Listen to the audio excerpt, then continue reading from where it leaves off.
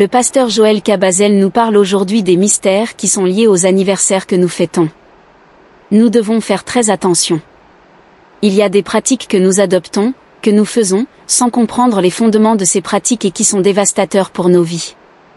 Par exemple, quand on prend les anniversaires, vous fêtez un anniversaire et vous allumez la bougie et vous soufflez sur la bougie, il faut savoir que c'est mystique. Ce que vous faites, vous êtes en train de lier un pacte avec le diable. Vous devez savoir que fêter un anniversaire, ce n'est pas une année de plus, c'est aussi une année de moins. Tu fêtes tes 15 ans d'anniversaire et tu souffles 15 bougies, par exemple, il faut savoir que tu es en train d'éteindre 15 années de ta vie. Nous devons donc faire très attention. Le diable, il est malin, il est aux aguets, il cherche à détruire et à nuire. C'est pourquoi, nous, les enfants de Dieu, nous devons être vigilants. De plus, il y a des vœux que nous formulons au cours de ces anniversaires. Ces vœux sont clairement des pactes que nous signons avec le démon, car les vœux d'un enfant de Dieu sont différents. C'est une alliance entre lui et son Dieu. Dieu, si tu me fais ceci, je ferai ceci. Le message que le pasteur Joël Cabazel délivre ici met en garde contre certaines pratiques que l'on associe souvent aux célébrations d'anniversaire, en soulignant l'importance de comprendre les origines et les implications spirituelles de ces gestes. Selon lui, des actions comme souffler sur les bougies pourraient avoir des connotations mystiques et être considérées comme des pactes inconscients avec des forces négatives. Le pasteur invite à la vigilance, rappelant que Satan utilise diverses pratiques pour influencer subtilement et détruire les vies des croyants. Il met aussi en garde contre les vœux formulés lors des anniversaires, qu'il perçoit comme des engagements spirituels potentiellement dangereux, car ils peuvent dévier de la foi chrétienne authentique. L'idée principale de son message est donc de prôner la prudence et la réflexion pour ne pas se laisser piéger par des habitudes qui, bien qu'elles semblent anodines, peuvent être nuisibles pour l'âme. Ce point de vue invite à une introspection sur les pratiques culturelles courantes, en particulier pour ceux qui cherchent à aligner leur vie avec des principes bibliques. Abonnez-vous massivement plus de révélations sur cette chaîne. Que Dieu vous bénisse. Suivons maintenant le message. La bougie vit lorsque vous l'allumez comme une âme tripartite. Quand vous l'éteignez, cela aussi a une signification. Puisque cela représente l'homme qui est tripartite, quand vous l'éteignez, vous venez d'éteindre quelque chose. Fêtez vos 15 ans, vous allumez 15 bougies, vous éteignez les 15 bougies. Cela voudrait dire que vous avez éteint 15 années de votre vie. Les gens qui vont plus loin, qui veulent vraiment faire des choses comme le monde, c'est-à-dire que quand vous allumez ces bougies, vous dites aux enfants, fais un vœu à un démon. Et c'est le démon qui va exaucer. Car le vœu biblique est un vœu qui inclut deux parties. Le vœu biblique, ce n'est pas comme celui-là. Le vœu que l'on fait devant une bougie, on dit par exemple, je voudrais avoir, je sais pas, une maison. Et puis, on dit à l'enfant, souffle. L'enfant souffle. Mais le vœu biblique inclut Dieu. C'est-à-dire, Dieu, si tu fais ceci pour moi, je ferai. C'est ça le vœu biblique. Toi, tu demandes quelque chose et puis tu souffles la bougie. Dieu n'est pas dedans, c'est le démon. Tu parles à un démon. Alors, hier, on était en train de dire les éléments visibles qui montrent qu'il y a eu un pacte dans le songe. La répétition des calamités à la même période ou même à une même date. Il y a une date, toujours les mêmes problèmes, toujours les mêmes choses. Quand cette date arrive, toi-même tu commences à avoir peur. Ou quand cette période arrive, c'est un problème. Et on l'a dit, que ce sont des dates stratégiques pour votre vie, pour votre ascension, pour votre bénédiction. Vous devez savoir que le diable n'a rien créé. Là où le diable frappe le malheur, c'est qu'il y a le bonheur qui était prévu. C'est comme ça qu'il fonctionne. Est-ce que quelqu'un retient au moins ces choses? Il ne faut pas seulement me regarder et dire amen. Il faut retenir. Il faut retenir le fait que le diable ne peut pas taper par lui-même. S'il tape, c'est que Dieu a prévu de bénir. Est-ce que quelqu'un me capte? Le diable ne peut pas créer un scandale dans la vie de celui qui n'a pas été appelé à honorer. C'est pourquoi vous voyez qu'il est toujours derrière les hommes de Dieu pour créer des scandales, parce qu'ils ont été appelés à l'honneur. Là où le diable cherche à jouer, c'est que c'est une piste de bénédiction que Dieu a prévue. Il faut retenir ça.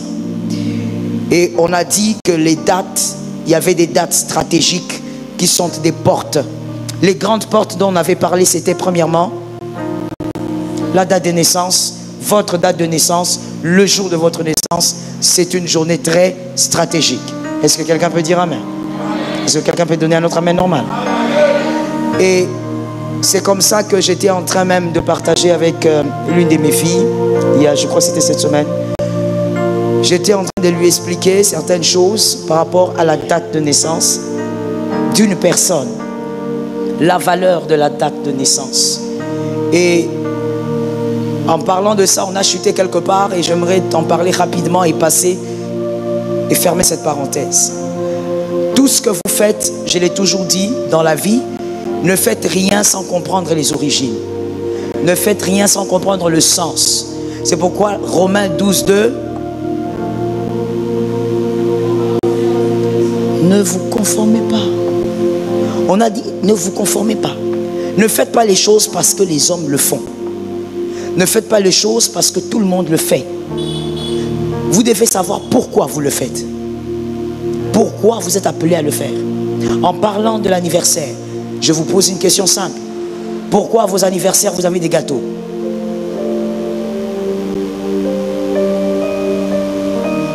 Ça vient d'où? On va au-delà. Parce que certainement que vous n'avez pas la réponse à me donner. Vous allez réfléchir. Pourquoi à vos anniversaires vous avez des bougies sur les gâteaux? Pourquoi à vos anniversaires vous soufflez les bougies?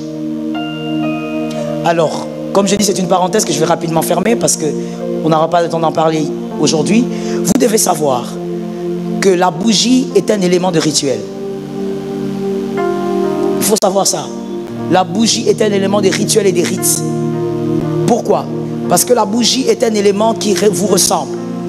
La bougie est tripartite. La bougie a un corps. La bougie a une partie qu'on peut considérer comme l'esprit. Et elle a une partie qu'on considère comme l'âme. La graisse de la bougie, c'est le corps. La tige, c'est l'esprit. Et lorsque vous l'allumez, l'âme est présente. C'est pour ça que vous, ou même Adam, on a dit de lui, il est devenu une âme vivante lorsque Dieu a soufflé dans ses narines. Lorsqu'il n'y avait que le corps, ce n'était rien, ce n'était pas une âme. Il est devenu une âme quand il a eu le mouvement. La bougie vit lorsque vous l'allumez, comme une âme. Tripartite. Quand vous l'éteignez, cela aussi a une signification. Puisque cela représente l'homme qui est tripartite, quand vous l'éteignez, vous venez d'éteindre quelque chose. Quand vous fêtez vos 15 ans, vous allumez 15 bougies. Vous éteignez les 15 bougies. Cela voudrait dire que vous avez éteint 15 années de votre vie.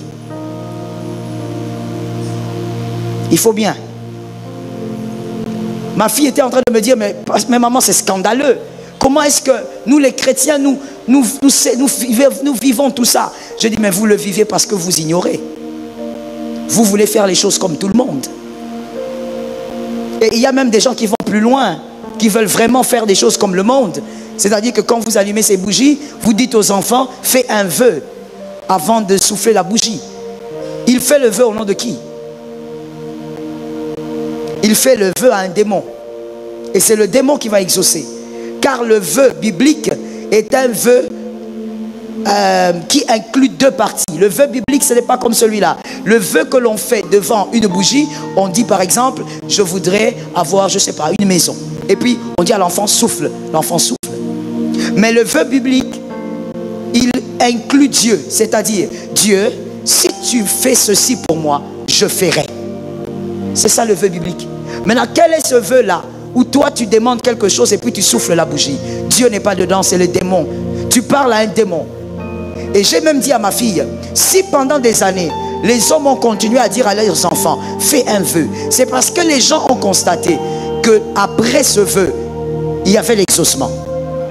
Mais celui qui exauce, c'est un démon.